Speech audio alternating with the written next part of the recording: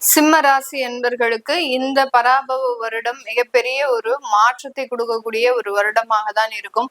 நிறைய சிம்மராசி என்பர்களுக்கு கடந்த 3 வருடங்களாக இருக்கக்கூடிய பிரச்சனைகள் நிவர்த்தி அடையக்கூடிய ஒரு நேரம். நிறைய பேருக்கு கடன்கள்னால தொந்தரவுகள், நிறைய பேருக்கு அந்த தேவையில்லாத விஷயங்கள்ல வழக்குகளை சந்தித்த ஒரு பிரச்சனைகள் இது எல்லாமே இருந்திருக்கும். நிறைய சிம்மராசி என்பர்கள் திடீர்னு உறவுகள் பிரிவுகள், அதாவது திருமண வாழ்க்கையில ஒரு பிரிவுகள், விவாகரத்து வழக்குகள், அடுத்து குழந்தை பிறந்ததுக்கு அப்புறம் தேவையில்லாத பிரச்சனைகள், இது எல்லாத்தையுமே அனுபவித்து கொண்டிருக்கின்றார்கள்.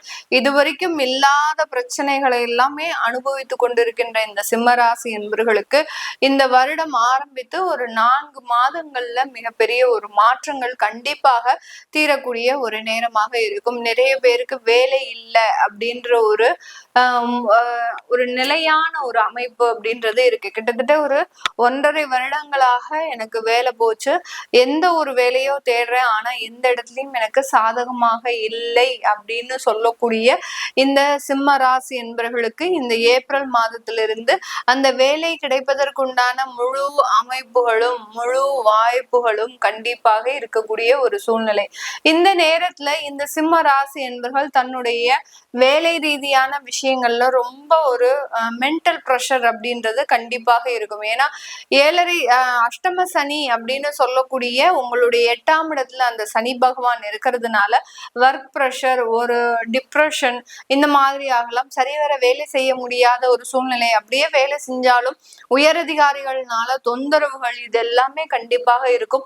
நிறைய மேஷராசி என்பர்களுக்கு நிறைய சிம்ம ராசி என்பர்களுக்கு இந்த காலகட்டத்துல, அதாவது வருடம் ஆரம்பிக்கும் போதே உங்களுடைய ராசி அதிபதி அங்க 9ஆம் இடத்துல இருக்கிறார். அதனால இந்த இடத்துல இழந்த வாய்ப்புகளை மீண்டும் பெறுவதற்கும், அந்த வேலையில ஒர்க் ப்ரெஷர் அதிகமாகுவதற்கும் உண்டான ஒரு அமைப்புகள் அப்படின்றது இந்த சிம்ம ராசி என்பர்களுக்கு இருக்கக்கூடிய ஒரு நேரமாக இருக்கு.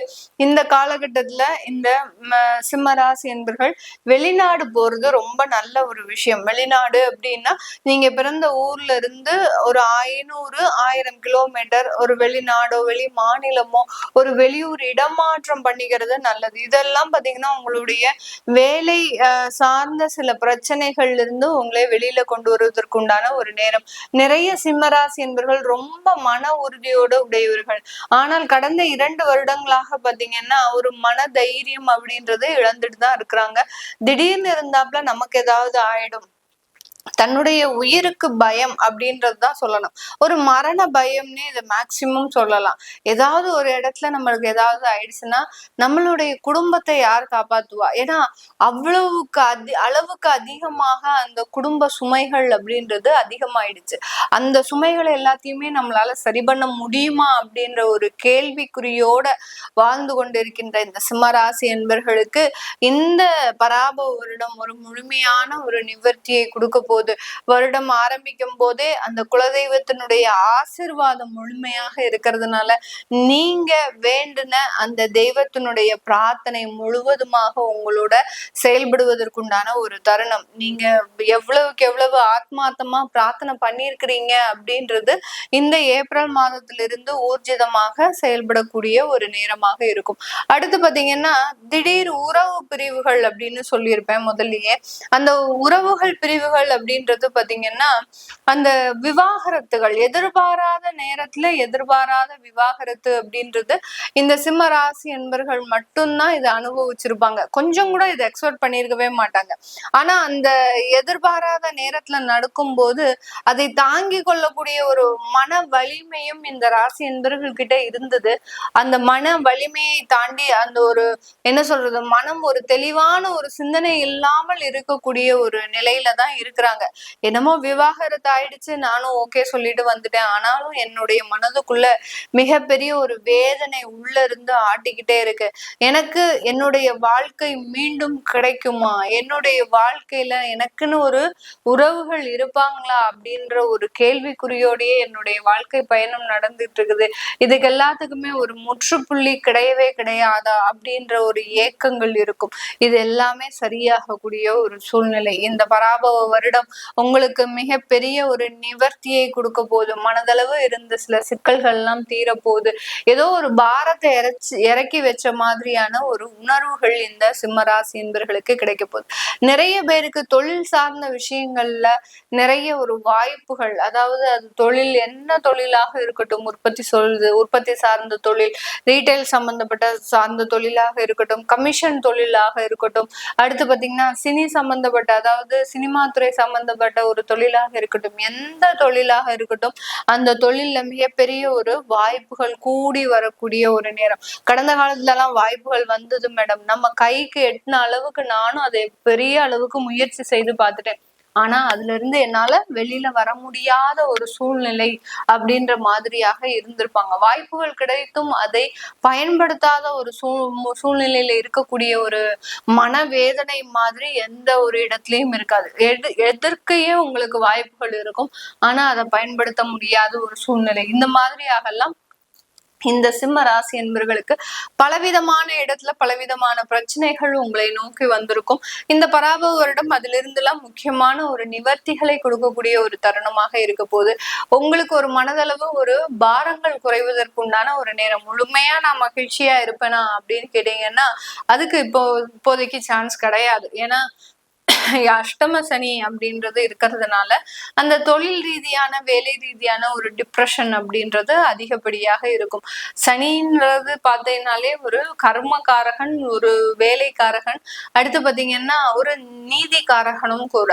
அந்த நீதிக்காரகன் 8ஆம் இடத்துல போய் மறைஞ்சிட்டாரு அப்படின்னா உங்களுடைய நேர்மைக்கும் உங்களுடைய நியாயத்திற்கும் இங்க மதிப்பே இருக்காது. அதுதான் அங்க அஷ்டம சனி அப்படின்றது வேலை செய்யுது.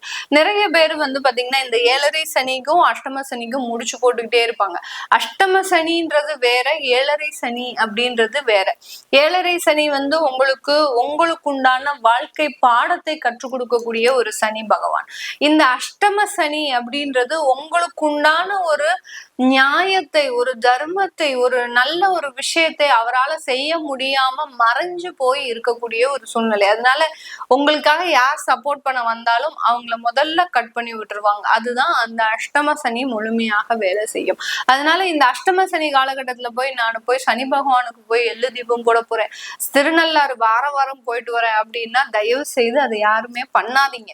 பண்ணுனீங்க அப்படின்னா உங்களுக்கு அதனால பிரச்சனைகள் வரும். அவரே உங்களுக்கு ஆசீர்வாதம் பண்ண முடியாத ஒரு சூழ்நிலையில மறைஞ்சு போய் உட்கார்ந்து இருக்கிறாரு. அவர்கிட்ட போய் நான் இருக்கேன் அப்படின்னீங்கன்னா கண்டிப்பாக அதுல பிரச்சனைகள் தான் வரும்.